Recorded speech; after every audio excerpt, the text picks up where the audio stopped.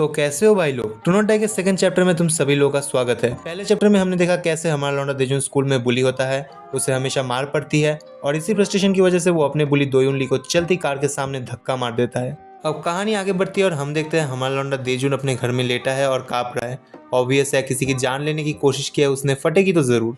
अब देजुन बोलता है मैंने खुद को क्यों नहीं रोका, कोई रास्ता नहीं है कि मैं अब इससे बच सकता हूँ। अब हम वही सीन देखते हैं जहाँ देजुन ने दोयुनली को धक्का मारा था। देजुन बोल भी रहा होता है क्या वो मर गया, पर मैंने तो उसे सेल्फ डिफेंस में धक्का दिया था। वहाँ कोने में हम दोयुनली को भी पड़ा हुआ देख पा रहे हैं। अब देजुन बोलता है जो भी हो, उसे कार के सामने धक्का मारना नहीं, मैंने जो किया सही किया, वरना आज मैं भी मर सकता था। हाँ यही सही है, मुझे तो बस रिवेंज चाहिए था। और ये बोलते हुए उसका आंखों से आंसू आ रहे होते हैं क्योंकि उसे कभी रिवेंज चाहिए ही नहीं था, उसे बस एक नॉर्मल लाइफ चाहिए थी। वैसे दोयुन मरा है या नहीं ये अभी तक हमें कंफर्म नहीं किया गया। अब सुबह हो जाती है और देजुन स्कूल जा रहा होता है और सोच रहा है ये उसकी जिंदगी का आखिरी दिन है। देजुन बोलता है मैं जानना चाहता हूँ उस इंसिडेंट के बाद क्या हुआ और मैं एक ऐसा क्लासरूम देखना चाहता हूँ जहाँ वो साला दोयुनली ना हो। पर ये इतना शांत क्यों है, क्या पुलिस अदर केसेस में बिजी है? शायद मैं पकड़ा नहीं जाऊंगा। नहीं, मैंने जो किया वो एक घिनौना क्राइम है, पर उम्मीद छोड़ देना सच में मुश्किल है। क्या मुझे घर में ही रहना चाहिए था? मुझे ये दरवाजा खोलने में डर लग रहा है, शायद अंदर आर्मी के लोग हो जो मुझे पकड़ने के लिए आए हैं। जो भी हो, देजुन दरवाजा खोलता है और वो देखता है क्लासरूम बिल्कुल नॉर्मल है। देजुन बोलता है बेल पढ़ने से पहले वाली हलचल, टॉपर स्टूडेंट्स का पढ़ना, सब सेम ही तो है सिवाय एक चीज के, दोयुनली की खाली सीट। अब टीचर क्लास में आके बोलते हैं मुझे पढ़ाई स्टार्ट करने से पहले कुछ बोलना है। कल दोयुनली की एक चलती ट्रक के साथ एक्सीडेंट हो गई और अभी वो अनकॉन्शियस है। और ये बात सुन के देजुन की फटके 64 हो जाती है। क्लास के बच्चे बात करने लग जाते हैं तो टीचर बोलते हैं सब शांत हो जाओ, मैंने अभी खत्म नहीं करा। पुलिस के मुताबिक he got hit while J walking. अगर तुम में से किसी को जे वॉकिंग का मतलब नहीं पता तो मैं बोल देता हूँ। जे वॉकिंग का मतलब होता है अगर कोई ट्रैफिक रूल्स को ना मानकर रास्ता पार करता है तो उसे जे वॉकिंग बोलते हैं। देजुन बोलता है क्या इसका मतलब मैं शक से बाहर हूँ? नहीं देजुन, क्या हुआ है तुझे? मुझे ऐसा नहीं सोचना चाहिए, मुझे अपनी गलती मान लेनी चाहिए। लेकिन क्या कुछ दिन की शांति लेना गलत बात होगी? क्या इतना चाहना बहुत ज्यादा हो जाएगा? अब देजुन की क्लास शुरू हो जाती है और वो अपने मन में बोलता है मुझे आज वो शांति मिल रही है जो दोयुनली ने मुझसे चुरा ली थी। एक नॉर्मल क्लास, एक ब्रेक टाइम बिना मार खाए और उसका मेरी फैमिली के बारे में बुरा भला बोलना सुने बिना। पहले मैं समझ नहीं पा रहा था मुझे क्या करना चाहिए, पर मैंने बहुत दिनों बाद एक बुक खोली। मिडिल स्कूल में बुक रीड करना मुझे बहुत पसंद था, पर हाई स्कूल में आने के बाद मुझे कभी टाइम ही नहीं मिला। एक नॉर्मल स्कूल लाइफ होना इतना भी खास नहीं, ये बहुत ज्यादा तो नहीं है पर मुझे ये पसंद है, इतना कि मुझे कैफेटेरिया जाके ये टाइम वेस्ट करने का भी मन नहीं कर रहा। ये पीस देजुन को पसंद आना नॉर्मल है क्योंकि उसे कभी ये शांति मिली ही नहीं। हम देखते हैं कि देजुन की बुक में पानी गिर रहा है। क्यों? क्योंकि देजुन की आंखों से आंसू आ रहे हैं। देजुन बोलता है तुमने मेरी जिंदगी से ये छोटा सा हिस्सा भी छीन लिया था इतने समय तक। मुझे पता है बहुत देर हो चुकी है, पर मैं नहीं चाहता ये शांति कभी खत्म हो। और तभी कोई देजुन का नाम लेता है और बोलता है ओए देजुन, तूने दोयुनली को धक्का मारा है ना? देजुन बोलता है क्या? दूसरा बंदा बोलता है ओए मुझे विश्वास नहीं होता तू सच में देजुन को ये पूछ रहा है। अरे माफ कर देना, वो बस मजाक कर रहा था। वो बंदा बोलता है अरे नहीं, मैंने उसे कल दोयुनली के साथ देखा था, वो दोनों एक साथ ही थे। तुझे क्या लगता है वो लूजर कभी ऐसा कुछ कर पाएगा? वो बोलता है आई गेस नॉट, मुझे लगता है कभी कभी लूजर होना भी फायदे की चीज होती है। अब देजुन बोलता है क्या ये बस मैं ही हूँ और पूरा क्लासरूम ही आज अलग दिख रहा है?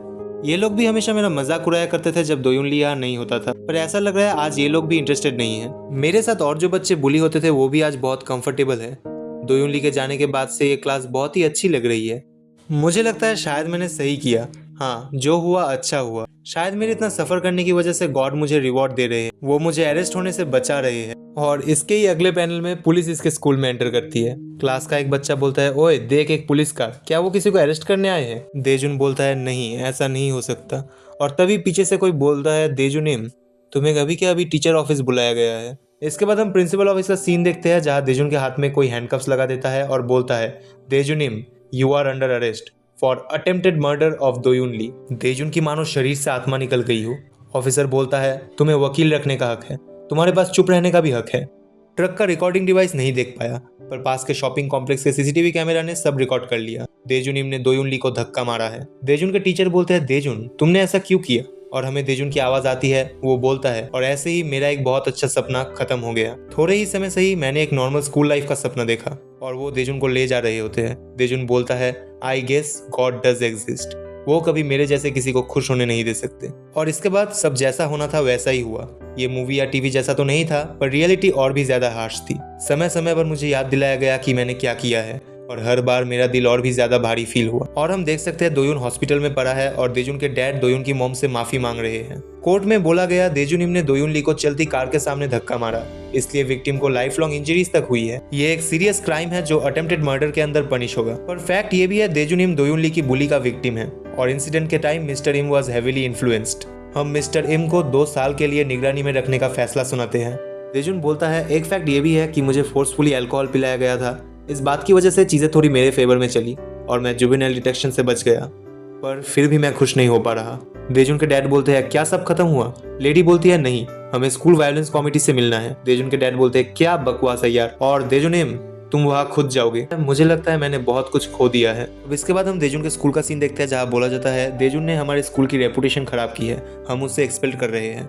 देजुन बोलता है क्या मैं अब जा सकता हूँ? देजुन स्कूल से बाहर निकल रहा है और सारे बच्चे बोल रहे होते हैं कि ये साला जेल क्यों नहीं गया। कोई कितना भी बुली क्यों ना हो, किसी की जान लेना कोई एक्सक्यूज नहीं होता। मैं तुम्हें बोल रहा हूँ बच्चों की बुली होने के पीछे कोई ना कोई रीजन जरूर होता है। दोयुन ली ने सही विक्टिम चूज किया था, इस साले को चुपचाप दोयुन ली का टॉर्चर सहना चाहिए था। देजुन मन में बोल रहा होता है तुम सब ऐसा कैसे बोल सकते हो, तुम सब बस मेरे ऊपर हंसते हो और कुछ नहीं। लेकिन अब कोई फर्क नहीं पड़ता, मैं इन सबको फिर कभी नहीं देखूंगा। अब मेरे पास एक ही जगह है, मेरा घर। इसके बाद देजुन घर पहुंचता है, लेकिन सरप्राइज देजुन के पापा उसे घर से निकाल देते हैं। देजुन फूट फूट कर रोने लगता है और अपने घर से निकल जाता है, लेकिन जाने से पहले वो एक बार पीछे घूमता है, पर उसकी फैमिली ने भी उससे मुंह फेर लिया है।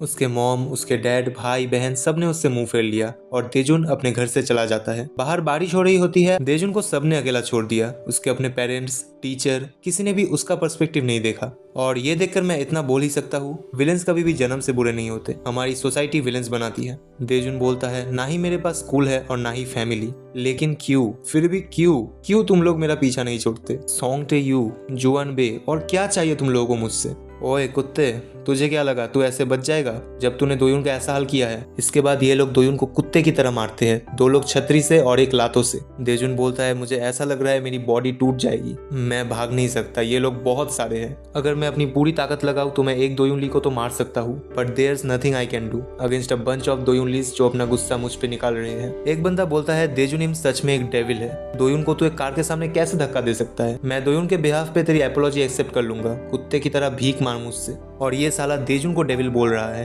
कितनी बुरी हालत कर दी है बंदे की, और फिर भी इनके लिए देजुन डेविल है। देजुन बोलता है मैं इविल हूँ क्योंकि मैंने उसे धक्का मारा है, उस कुत्ते ने मुझे मिलियंस एंड बिलियंस टाइम चट्टान से धक्का मारा है। देजुन चिल्लाकर बोलता है मैंने कुछ गलत नहीं किया, तुम लोग हो जो बिना कोई रीजन मुझे बुली करते हो, तुम लोग हो जो मुझे टॉर्चर करते हो। अच्छा तू चाहता है मैं तुझे मार दूं, अपना मुंह बंद कर साले। देजुन बोलता है मैंने कुछ गलत नहीं किया, मैं बस जीने के लिए लड़ रहा हूँ, तुम सब बुरे इंसान हो, मैं नहीं। और देजुन अपने पास में पड़ा हुआ ईंट उठाता है और दे मारता है इस बंदे के सर पे, और वो सिर्फ एक बार नहीं मारता, बार बार वो मारते ही रहता है। अब हम कुछ मोमेंट बाद का सीन देखते हैं, वो बंदा ब्लीड कर रहा है। देजुन बोलता है हाँ मैं समझ गया हूँ मुझे क्या करना है, मुझे इन जैसे कचरों के लिए गिल्टी फील करने की कोई जरूरत नहीं, इन कचरों से बचने के लिए, ना मरने के लिए मुझे इन सबको मारना होगा।